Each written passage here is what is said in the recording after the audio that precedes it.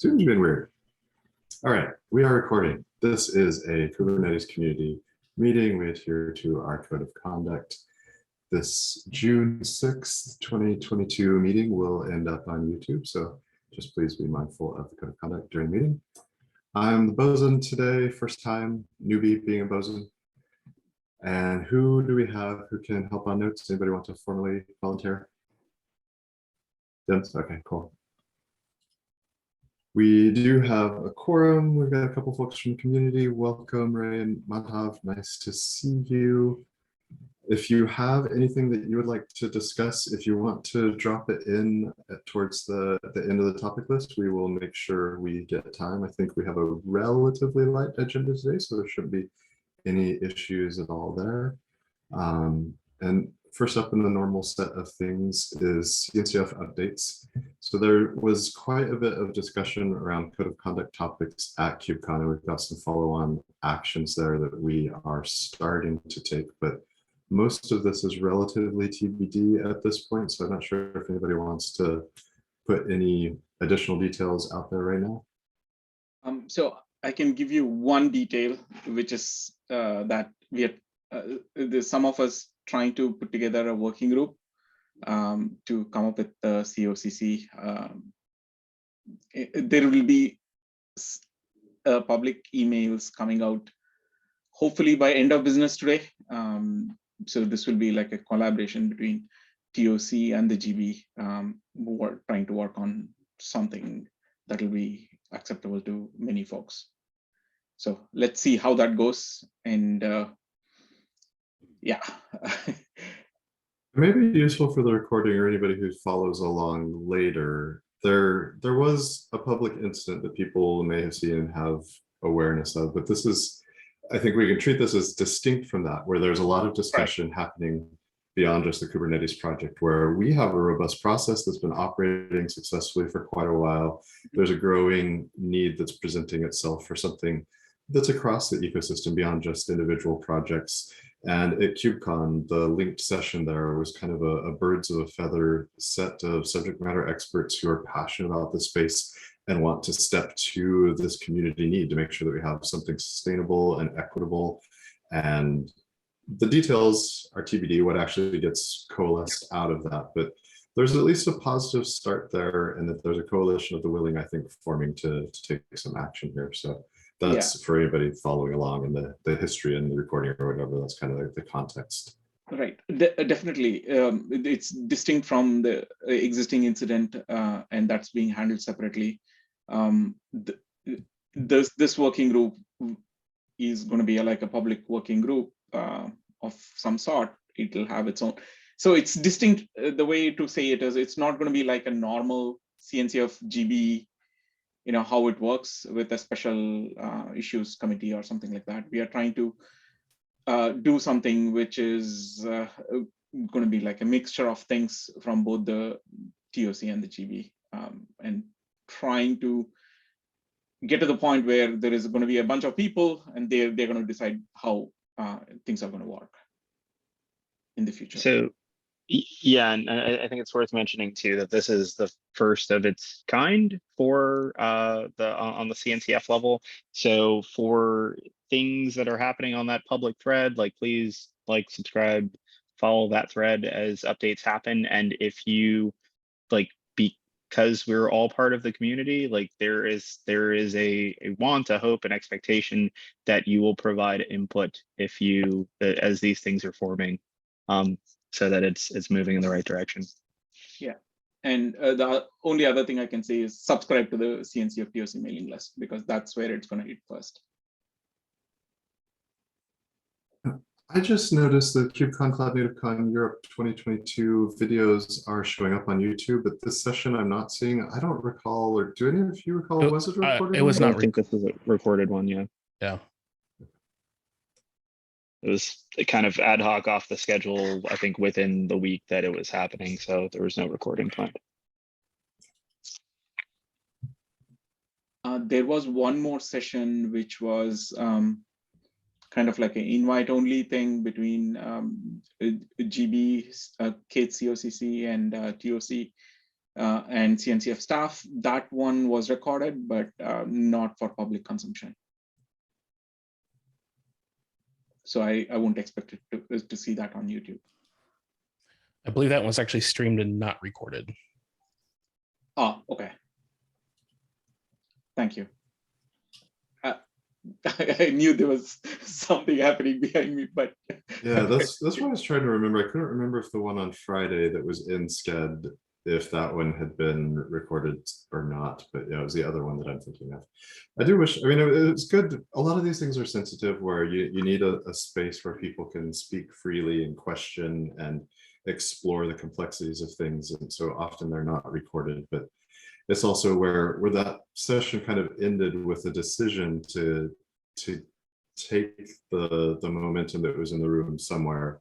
That decision needed a little bit more recording or awareness or visibility, but hopefully at least this session we're noting it to our community for people who are following along, and we will, at least I think pretty much all of our members are interested in being engaged to some extent on this and helping shape it. So we will make sure that the community gets represented. And I think that holds true also for our code of conduct committee members, the existing ones on the project, that they're interested to and contributing that to the working group at the upper level. So one other CNCF update that I had was there is a sort of a board town hall meeting this week on the calendar. That's a cross project thing, so we'll be representing the project there. I don't know how this has happened or if it's happened in the past since I'm newer on our steering committee. Is this like an annual thing or is this the first go around on it? This is new. Yep. And it's intended with a how GB works theme, not necessarily getting feedback from the community on random things. This is more of a how GB interacts with the projects and how GB interacts with work and CNCF work and things like that. So looking forward to it.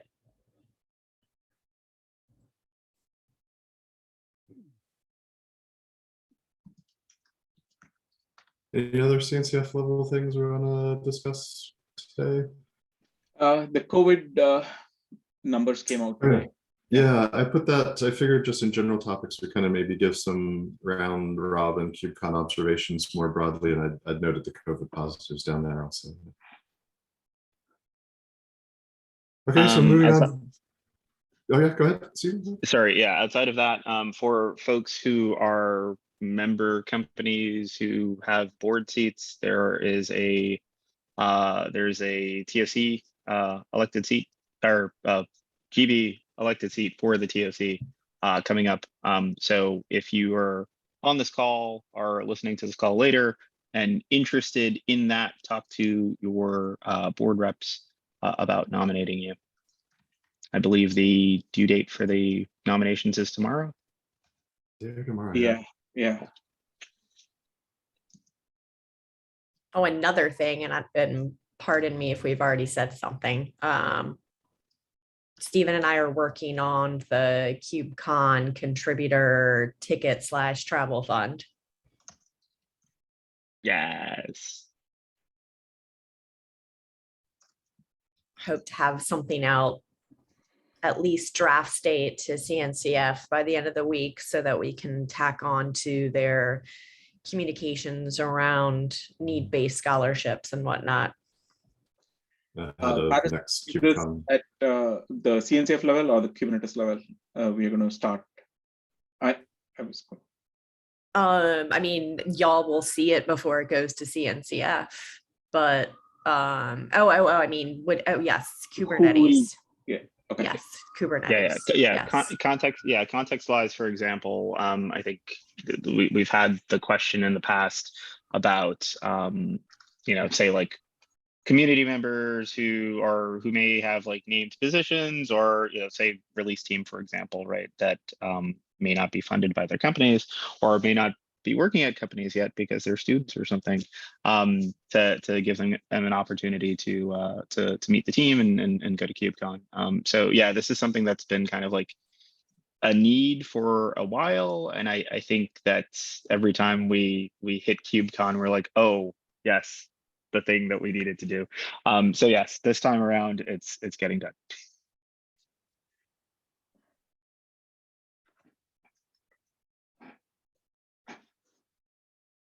Cool. Next on the normal agenda flow is votes. Looking at open issues, I don't think we have anything that we need to do today.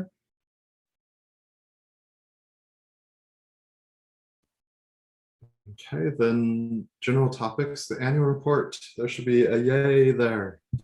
It's out. I dropped a couple of links into the report and the blog post.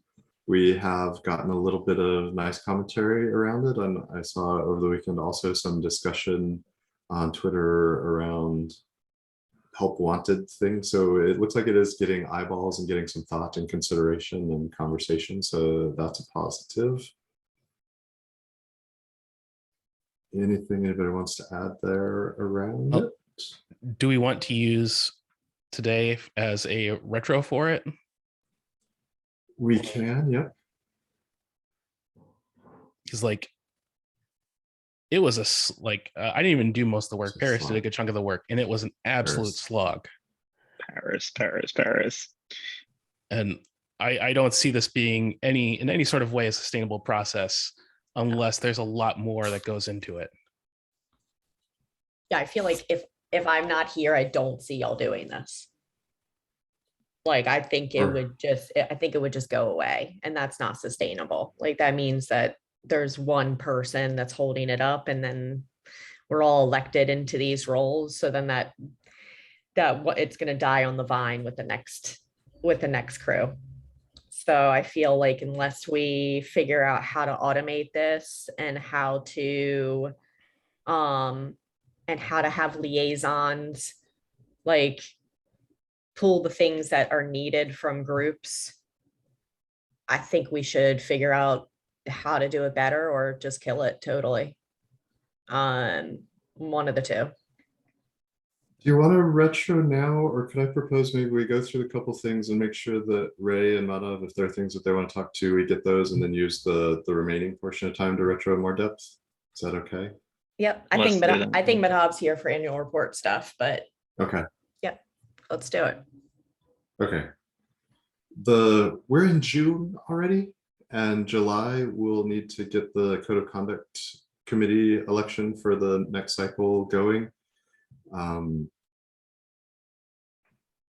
Is that the issue? Oh no, so okay. I wasn't sure if you were placing an issue on that. There were a couple of questions that had come up in the prior one, so I will work on getting some issues there closed out. Hopefully, I think the discussion around code of conduct at KubeCon helps on the discussions that we're having around how we do elections there to make sure that our process is clean and tidy and understood by the community. So I'll this month get some things into GitHub on that front. I think we have 3 people turning over in the committee, so we will have a considerable need there, and sustainability again is an ongoing issue across all of these things. KubeCon. So Dim's mentioned the COVID test reports, 1.7% of attendance. One of the interesting things I heard after was that we hardly got lunch on Friday because a quarter of the site staff had tested positive by the end of the week and were unable to work. So it was definitely a big spreader of COVID, but it also seemed to have gone off pretty darn smoothly, all things considered, with 7,500 people. Really good conversations in the hallway track and in sessions. I was pleasantly surprised. It felt like things were working compared to worst case worries anyway about how things could have gone off at the event. It felt like a KubeCon again. Yeah. I miss smaller KubeCons. I'm that person. I loved Los Angeles's size and vibe. I think for me, the open source summit before LA was like a nice warm up of like not having seen people and knowing that it was just going to be a very, very small venue. So yeah, I do agree that sometimes the smaller is nicer, but also to see the hustle bustle, especially like spending more time on like the sponsor showcase and stuff, seeing people kind of floating around and like reconnecting was cool.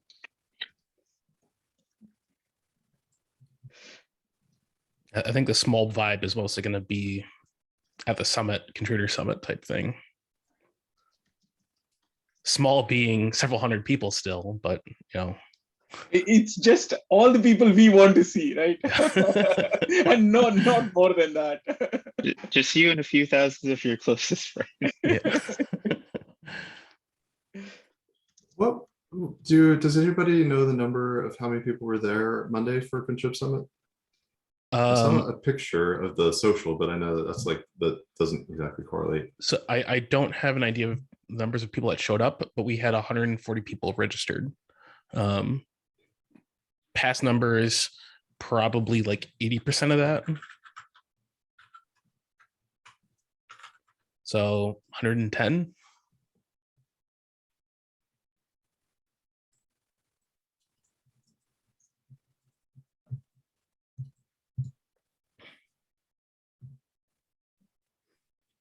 I honestly think we probably could have hit the 140 number, but I know people that wound up not being able to make it on in time.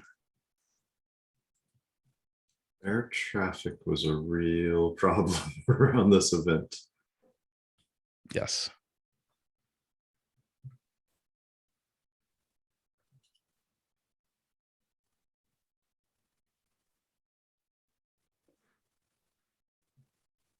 I like Dim's commentary,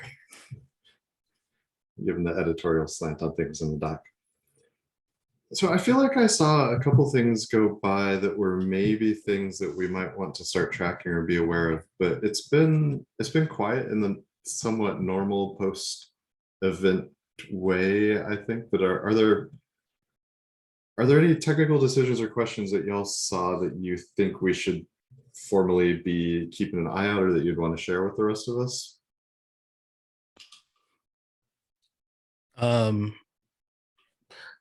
There was a lot of good conversations regarding sustainability and reliability at the unconference session. There were 3 big takeaway follow-up actions from that. One is we want to start tracking bugs, so items that are tagged as triage accepted and kind bug, and also to map that to persig and like area component. More groups want to formally get going on mentoring programs to get people into needed areas, which was nice. We'll see how the actual follow-up on that happens. And then the last thing was implementing, I think it was code coverage reporting, to try and get an idea of where there are uncovered areas, essentially. Dims, do you remember any of the other ones, or was that I think those were the main 3. That's much it. Yeah. So the only other thing that I could say was like, there were people in the audience who were not really aware of all the things that we have tried. And we went over some of the efforts that we've already done to help them understand it. Other than that, nothing more to add. This is one of the reasons the annual report process is so important, though. Like we have had a lot of turnover, and sustainability, like those are a couple of very specific technical points on things to do with sustainability, but it was coming up in pretty much every talk I attended. Some aspect of sustainability and the human aspect, and turnover and loss of institutional memory, or loss of bandwidth or minimal bandwidth, and how to make sure that we're keeping the lights on was a really common topic across the week. A question on the triage accepted and kind bug. I'm just glancing at dev stats. We used to lean on that, but I'm guessing triage accepted is not in the query there. It's too new. So it was put into, new. It was put in place like 2 years ago, but it hasn't made it onto dev stats yet. So I have an AI to, like, I was letting things calm down from KubeCon a bit, but I have an AI to basically start getting on some additional boards to be created in dev stats.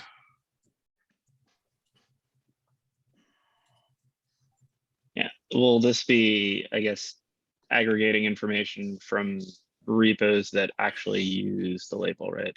It will, at least for now, it will only be KK. Okay, all right, great. Um, Yeah, one of my notes is going to be that not everyone uses that, especially for, I mean, even in KK. yeah.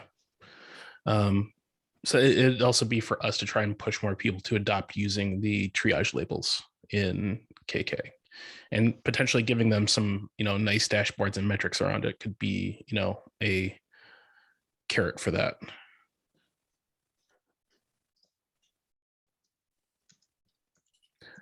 One other sort of nice thing, since this entire conversation, since it wasn't recorded, in general, everyone at the companies were having the same sort of conversations going on about this. So it was a nice, very frank discussion.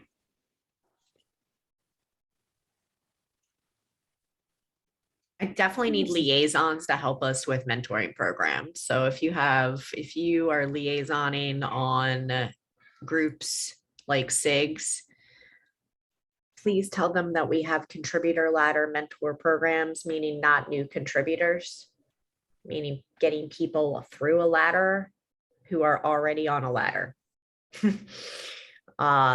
This has been so difficult for me over the last 5 years, y'all. Like, this is probably one of the hardest elements of my job, which is the wildest because we have some of it figured out. So liaisons, please ping your crews and ask them what they're doing about mentoring, and not junior folks either.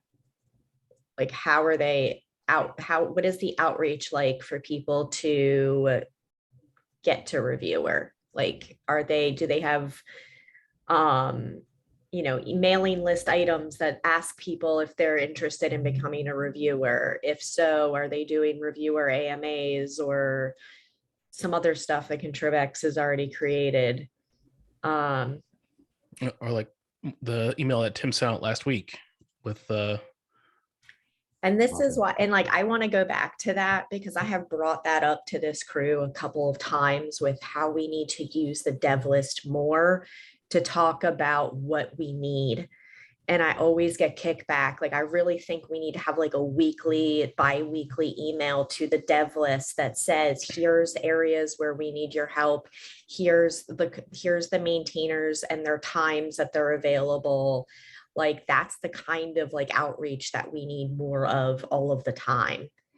Like, we get really good responses when we ask people, do we get flakes? Absolutely. Like, that's the name of the open source game at this point, and we should already include the fact that half of the people that said they're going to help are going to go away in a week. Yep. Like, that's the That's not name of this bad. game. Yeah. Yeah, that's the name of this game. And I'm tired of hearing that as an excuse. It's just not an excuse anymore. you make up for it by having numbers. You don't, it's Yeah. sort of like the one-on-one or like, Yeah, one-on-one doesn't scale. yeah. Like, it doesn't. Like, as much like as I love preaching the good word of one-on-one mentorship, it does not scale for open source projects, period. It doesn't. So that's why, like, I think anytime I say the word mentoring to maintainers, they like retreat in a cave because they think that I'm going to take their time for one-on-one individuals. And like, that's not how, I don't want to do that either. Like, I'm building programs that I think are scalable and things that I can even do myself. So I think that we as a crew here need to reach out to some of these leads and tell them to please participate in some of these groups. Like, even when we ran the maintainer survey, like, one of the questions was like, does your organization support you mentoring? 60% said yes. So where are you 60%? 60%, I call to you and say, show up. Where are you? If your organization has said that they will support you, please come and talk to us. Like, Okay.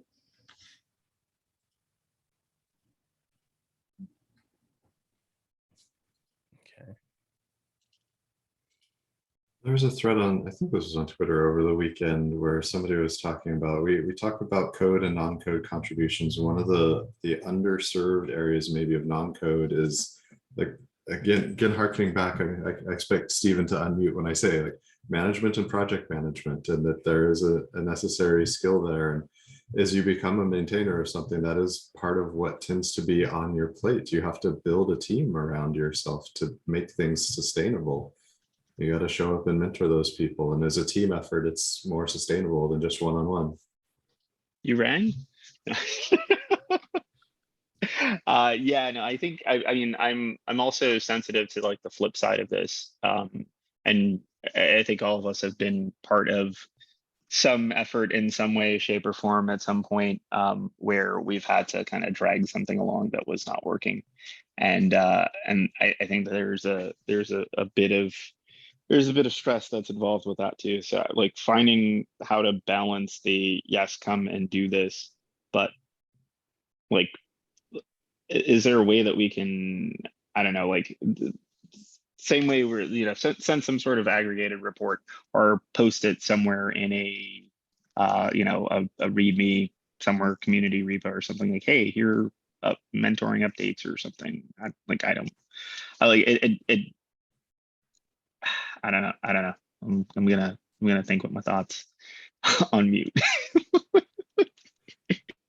feel like we're starting to bridge into another angle into the retro. So Yeah. anything else from KubeCon folks want to call out? All right, moving on. I noticed as I was setting up the agenda link for today that we haven't retroactively linked our prior recording. So I'll, after today's cloud recording, I'll get an email, I think, saying that I recorded it to the cloud. I'll drop that link in and pull in the other ones for the past couple of meetings as well, just so it's up to date. Tim, we had a dinner, right? Like, was there something that we discussed there that we had to update folks who couldn't make it to dinner? Stephen and Jordan? I don't think we really talked about anything that wasn't that we Right. hadn't discussed out of band. Yeah, I think most of it we discussed during KubeCon on the private channel or since then.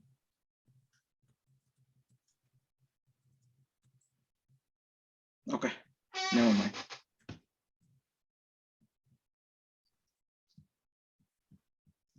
I think pretty much everything that had come by was stuff that ended up discussed elsewhere. Right. It's worth calling out because I think there were 5 of us at dinner, so technically Yeah, we had a Jordan and yeah, Stephen. we Yeah. technically had a quorum. It was a meeting technically, but it was also the first time we've all seen each other in forever, so also partly social. All right, Paris, thank you for noting. I have the code of conduct in my head because it comes first in the lineup, but we're also about to get into overall steering election. And I think it was Dim's typing in there. Dim's, Jordan, and Bob all have terms ending. So we here also have quite a turnover coming as well. And we'll need to get set up with election officers.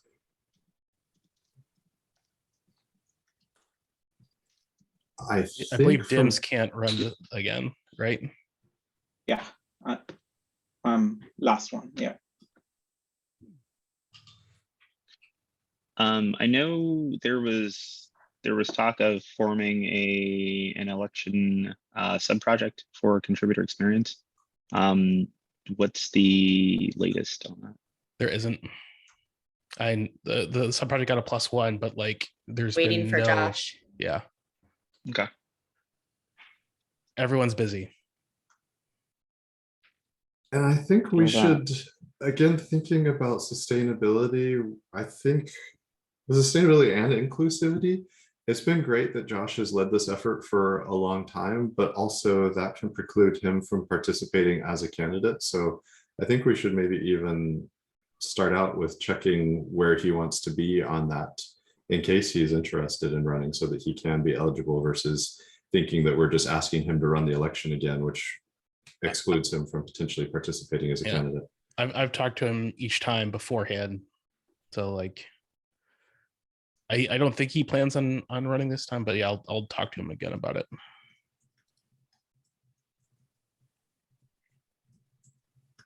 Well, I can do that this time. So. Oh.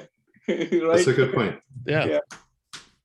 They actually wanted to have ideally at least one emeritus steering member. Like Brian Mhm. Grant was on it when I was on it. The problem has been lack of people wanting to volunteer for the role. Yeah, and it's a fixed time role, right? Yeah. Like it's only for a certain period of time. So it's I can get Josh to dump things on me if he's running. And I'll I'm do actually- it. I'll do it the following year for sure. Okay. We can be Walmart greeters. Hi. Yeah,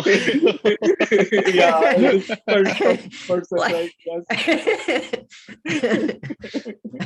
Oh, I love that, Paris. The retired folks, you know. Yeah. Like- I know Emeritus. in the we had an election retro last fall, and there were a variety of code changes or infosec things with the new system that needed sorted out a bit. So we should That- also check on that because we have some time to tidy off if there are outstanding issues there. I do believe that has been worked on.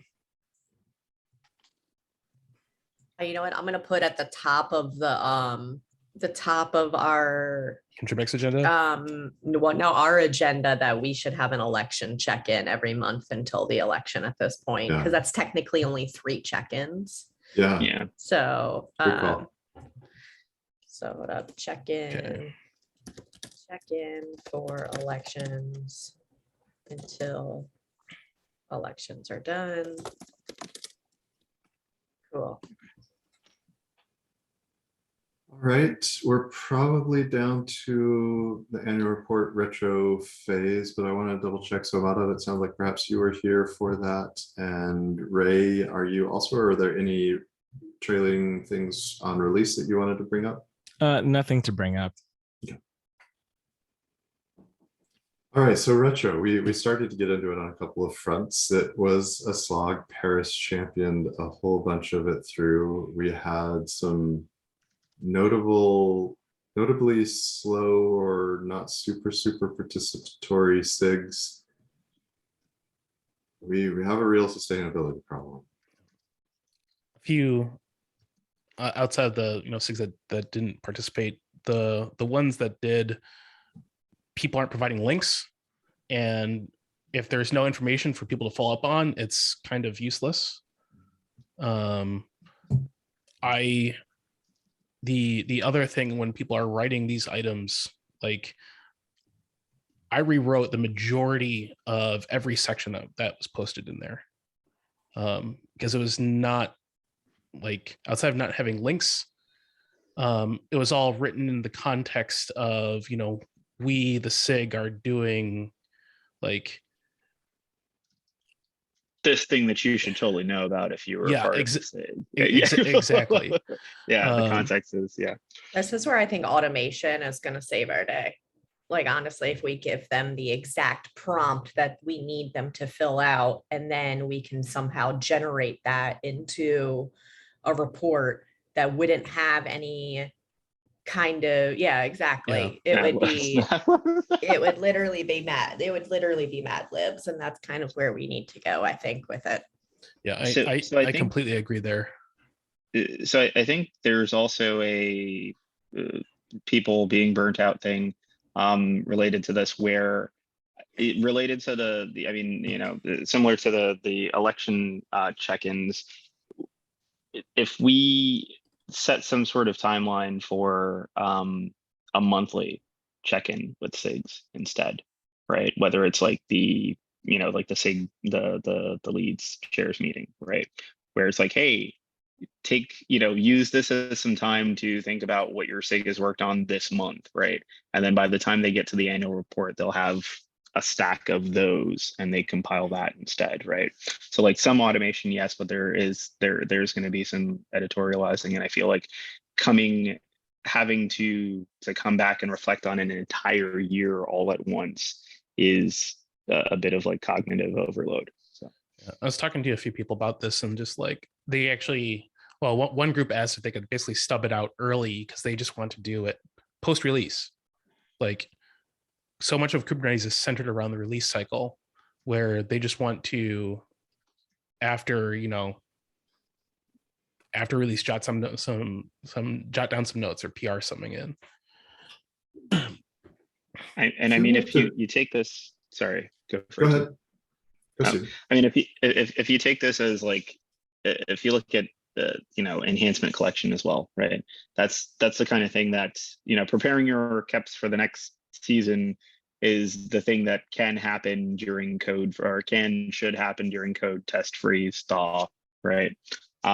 That's also a good time to, as you're looking at essentially what your SIG's roadmap is, being able to put together that content too. So I think, you know, I think one of the problems that we've seen is that you get so caught up in executing the release, right, that you're like, okay, well, now I have a break. And they're like, okay, well, now the next KubeCon is starting, or the next election is starting, or the next thing is starting, and the next release is starting. But that's supposed to be the right time to sit down and reflect. Yeah. I think we happen to coincidentally have a nice intersection in the past between the quarterly release cycle and the quarterly SIG updates in the community meeting. Though having to do the SIG update there was also considered really onerous, and it was something that had to be pulled together to present, at least from some of the folks in the SIGs. But it also gave a little better frequency. It brought the documentation closer to when the thing happened versus getting to a year later and trying to coalesce things. But it had the same, I feel like it was easier back then, but it had the same reaction that this is hard. The one problem is so many groups canceled. Like they just wouldn't bother, just like, and then that put a lot of basically effort on Contribex and the group trying to organize the community meeting to try and scramble and fill, or, you know, there's sometimes they just, you know, wouldn't bother showing up and even, you know, let people know that they weren't going to be able to present on it.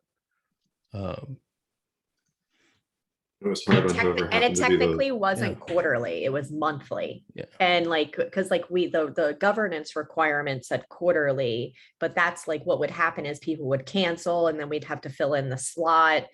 And then some people went in the beginning of the release and none of the information was like the same at the end by the end of the release.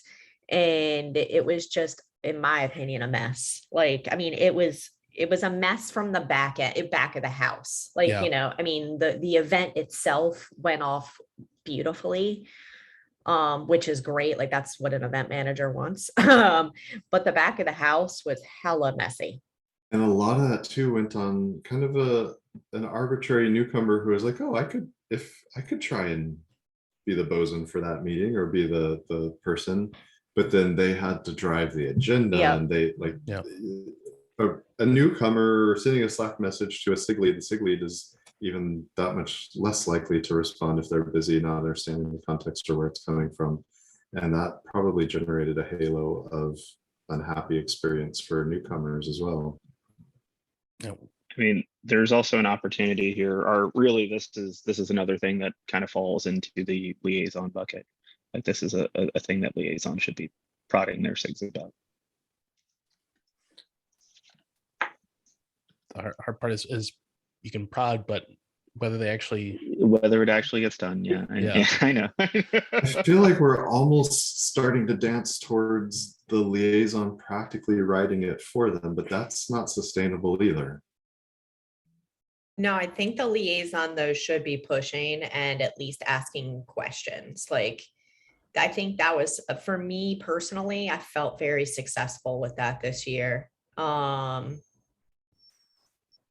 Like, especially once the draft PR was in, it gave me the capability to see where like they were having issues. And then I stepped in and said, oh, why don't you run the maintainer tool?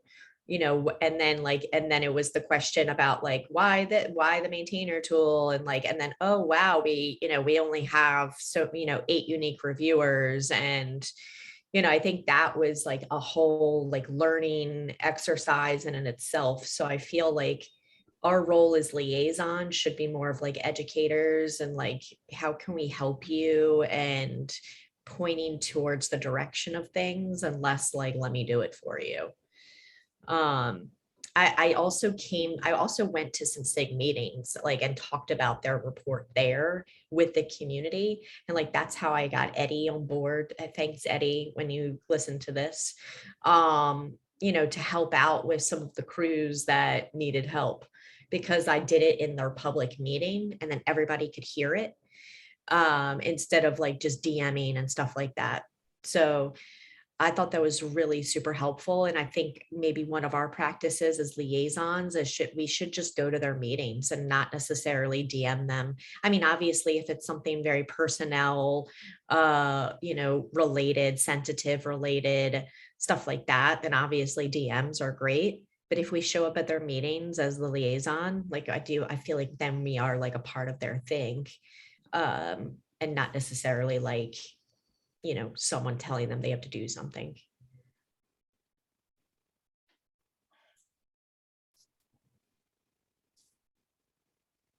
I do think, I would go ahead, Steven, sorry. I would love to figure out a way to make it more, hey, I know I'm here, I know I can tap you for something, right? I like, having the SIG have the understanding that the liaisons are there for that purpose. Yeah. I don't believe, like to Tim's point, yeah, we're not gonna, and to your point, like, yeah, we're not going to write the thing for you, but we should be able to distribute the load of, from contributor experience side of being able to say, like, here's where all the things are. Here's, here's the toolbox, here you Yep. go. But I heard more meetings and I just like, my brain broke. So I'm not saying no to more meetings, just they should, like, how can we encourage a culture where they are actively reaching out to us for support instead of, hi, we're here in, like, hi, we're here, end sentence. I think one of the cultural things too is still working on improving the culture around written, durable communications, whether it's on the dev list or in issues or in caps or just meeting minutes. And that is an opportunity for new folks perhaps to help on organizing or capturing, but where they have a question where they didn't understand something, they also need the leads around responsive to them being able to pause and say, oh, you're probably not the only person who didn't understand that. Let me kind of get into a little bit more detail on what that is. And that could then help them bringing up their reviewer and approver ranks by bringing people into a little more organizational awareness on what's going on. So really, I feel like this process should be easy because it's just collecting existing artifacts if they exist. That right That's there. the problem. That right there. I'm like, we're all like, It's like, even if they do exist, like just getting them to like link to caps or do things like that has been a pain. Like, I do think automation will help us significantly, going back to the earlier conversation. And then one other thing we might want to do is think about a post-release report type thing. So if everyone's basically runs a command that gets all their keps, and then they provide a little bit of additional context, here's this kep, it went to beta in this release cycle. Can you add 1 or 2 sentences about it? And they do that after each release, then the roll up at the end of the year should be, relatively easy. And that's when we might, essentially the only thing would be them having to do like the maintainer audit and some other things like that. So I'm hearing KEP website. I know, I literally just took the Galaxy brain.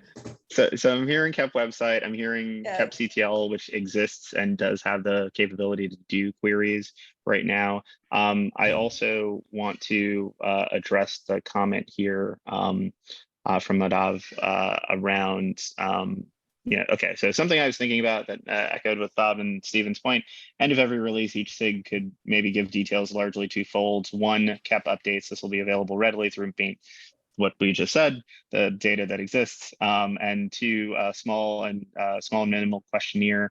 This could be 3 questions: any new sub projects, any leadership changes, any non-KEP efforts based on what info was in this year's annual reports.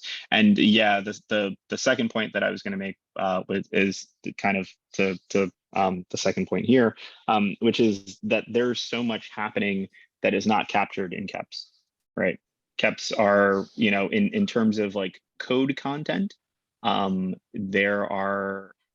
a decent chunk of stuff that is within KEPs for core Kubernetes. There's this entire matrix of out of tree, non-code policy changes that not every SIG, not every SIG captures as KEPs. We had discussions about this previously. If KEPs are the single one thing that is used to denote code, policy, what have you, changes. And I think the answer, based on the staleness of that issue, wherever it is that no, they aren't, because people are doing things a few different ways. I think once you fall out of core Kubernetes and you fall out of strictly that code range, then you kind of open the window up. So this is similar to the code versus non-code, but it's also like, you know, in tree versus out of tree.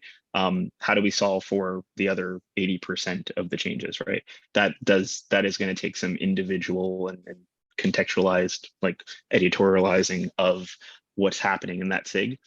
So that's, you know, that's one component of it. And then there's another of like, how can we make it more clear that the context for which we're delivering the annual report is to everyone, right? Like, is it clear for people that once this gets published, this is going on the CNC, this is going to CNCF level, this is like out in the world, like widely.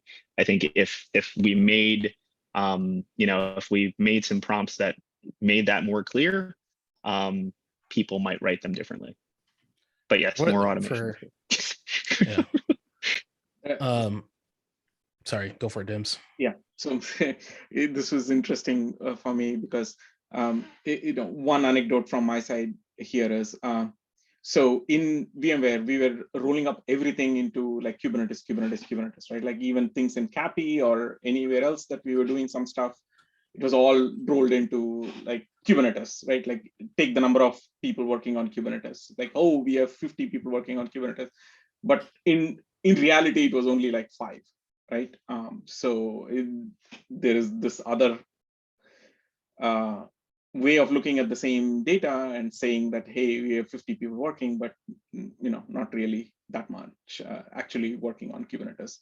So we have to do a fine line between the two, and I don't know how to do it properly. 2 cents there. As far like, sorry. That's right. When it comes to like automating and doing this sort of thing, I still think, I know there's the whole slew of work that's not captured in KEPs and Cross's release and all that, but it's all about reducing the amount of work and toil that goes into this. So like, if it's easy for people to do that sort of thing, and then they just have to add a couple sentences about the non-KEP work, I think, it'll be a lot easier for, like, it won't seem like such this huge, massive thing that they have to do. Yes, and our focus then could be on the education of the other things. That's where we want the focus, but instead our focus is busy on editing and formatting for 40+ hours. And that's where it's like, no, the automation isn't going to solve a lot of the stuff that we're dealing with, but it is going to solve our time and focus into the areas where we need to focus in. So. Stan's been up for a bit, and then Stephen.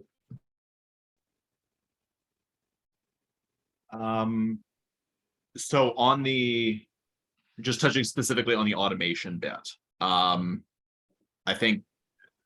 pretty sure this is Harris, you've mentioned this at some point, that this would be a good candidate for getting like an intern in and working on. There's certain projects that need maintainers. This is not specifically one of them, to improve our generator. and to try and at least specifically for the annual report process and like the PR templates and that kind of stuff, it's mostly there, but there's still a lot of things that were just like too complicated to do rapidly at the end of the year last year. I'd like to collect together a wish list. I can definitely I can do, as the person who's created this generator a couple times, I can do the mentoring and I will volunteer for that to do that for next year. But we should probably get a wish list together of like, not only the ones that we've actually specifically linked in the template already, but is there any other things that are coming from either this retro or the feedback issue or anything else that we would like an intern to look into as far as how we can automate these pieces out, and try and get a paid intern on this project sometime in the next 6 months so that we have a much better template with a lot more of the things generated going into next year. I think, at least from my perspective, going back to what a comment Paris made at the beginning, like I at least see the value to our annual report. Like it continues to show value to me from my perspective, and there's the feedback that I'm getting from other folks around the community and in my organization. They see the value to this report, but we do need to make it sustainable. And I think next year's opportunity, this is our second annual report. If we get to 3 and it's still a slog, then maybe we do need to reconsider how we end up doing it. But I'd like to see, at least from my perspective, what can we do in the next 6 months to improve the process for everyone, both for SIG chairs and maintainers and that kind of stuff, as well as for us that are going through and building the report afterwards. So we are down to 5 minutes, Stephen. Yeah, just really gonna sharpen the point on making sure that we're highlighting everything that's not in caps, because those are the things that are often forgotten. They're glue work.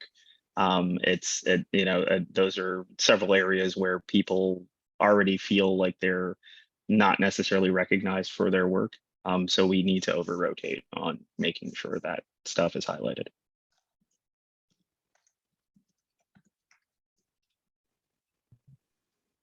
Paris, go ahead and then I'll go.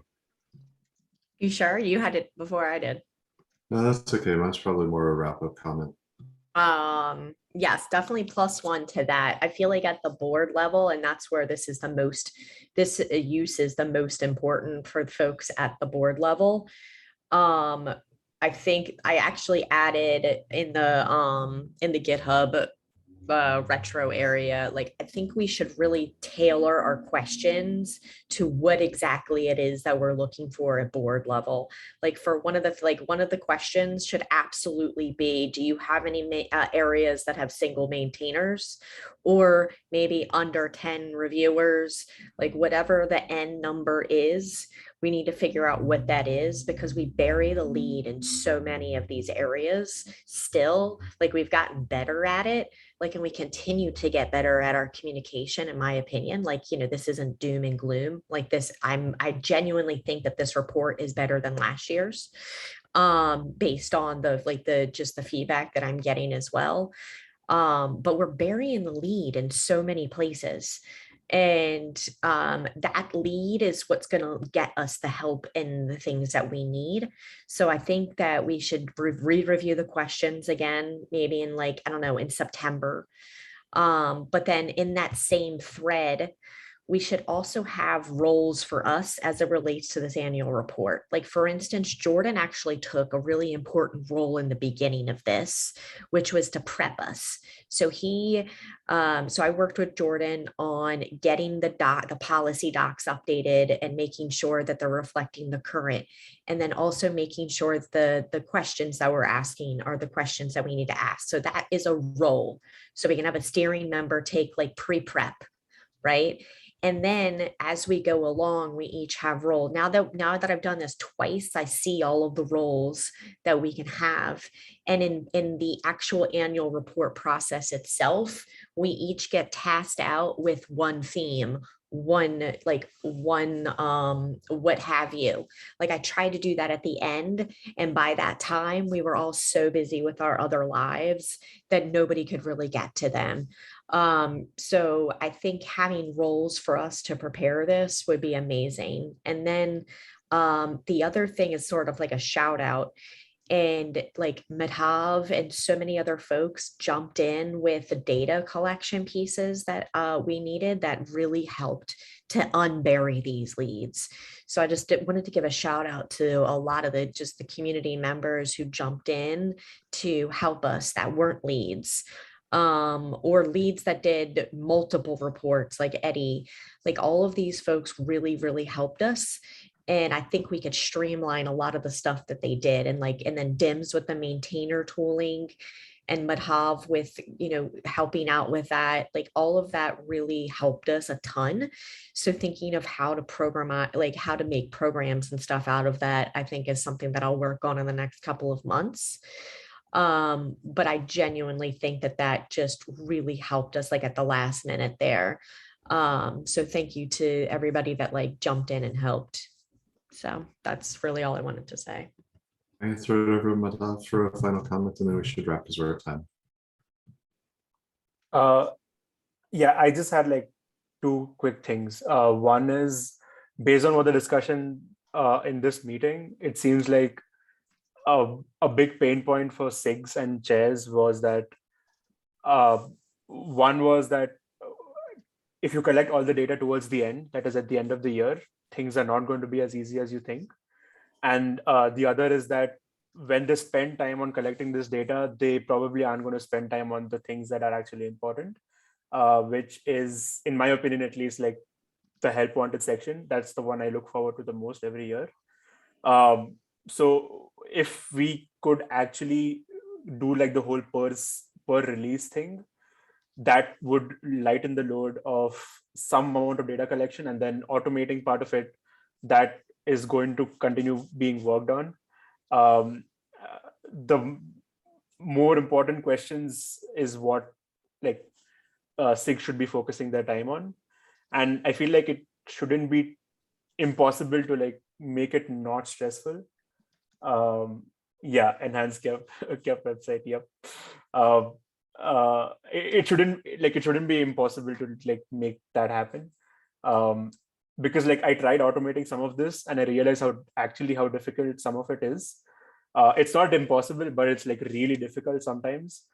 So for now, even though we aren't capturing all the data of all the work that's being done outside of KEPs, maybe that can be like the North Star. And for now, the goal can be, how do we minimize missing out? How do we minimize the amount we miss out on in the data we capture? And like doing it per release will actually help minimize what the non-KEP work is being done. Like minimize missing out on that, because like SIGs are being asked per release, and like they have that information fresh because of the release retro and all of that. So yeah, that's one thing we could maybe do. That was the one thing that I was going to wrap up with. We need targeted point tools. Somebody can run a simple command to get a monthly or quarterly or releasely update on a few nuggets of info, and that'll be helpful and that'll make it easier. But it is always to some extent going to be toil, because you can't just trivially automate the generation. Anything aside from a group of maybe a dozen people, and probably where there's a PM who largely writes the status report, I've never seen one of these super automated that didn't just turn into 800 pages of copy pasta that was nonsensical. So summary is hard, but we'll keep working. I really do appreciate the comment along the way last little bit that we do see value in this. This isn't a discussion of like, there is no value here, we shouldn't be doing it, but how do we refine it, try to make it easier, more sustainable, and get to the quality faster and to specific actionable things for the readers as well. But with that, we should wrap. We're over time. Thank you all. I'll get the videos up and make sure that I scrub the minutes links also for past meeting links. Let's also figure out Bosun either on the chat or Tim, maybe we can do a shout out from our side for all the people that we have mentioned here, right? Like Ray, Madhav, and company. Definitely. Yes. Thank Right. you, Ray. Thank you, Thanks a lot. Tim. Thank you, Madhav. Thank you so much for all the work that you've done with annual reports. Thank y'all so you. much. I will echo that off into the Slack channel too. Thanks. Later, y'all.